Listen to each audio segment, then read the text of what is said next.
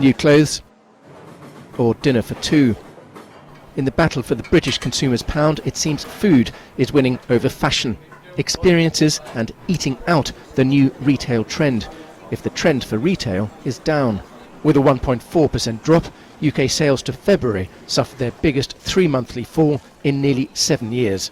We've actually seen a lot more difficulty than we've seen for many years, and it would suggest that what we're seeing is finally the impact of inflation on the consumer is starting to be felt. Inflation is now at 2.3% after sterling's slide since the UK's Brexit vote.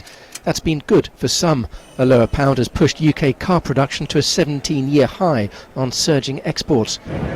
It's not so good for others, the cost of imports going up at the same time as fuel prices rise, catching consumers in a double bind, and potentially Brexit Britain's economy too.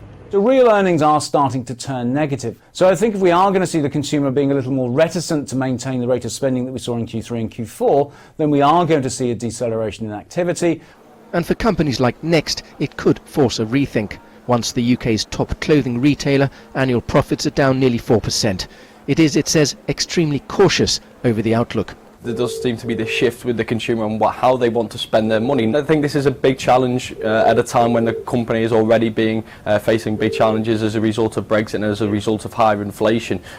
Sterling bulls regained some of their appetite on the retail sales news, focusing on February alone, when sales were up 1.4% and driving the currency up to a one-month high against the dollar. This one day when the pound, at least, had a bit more spending power.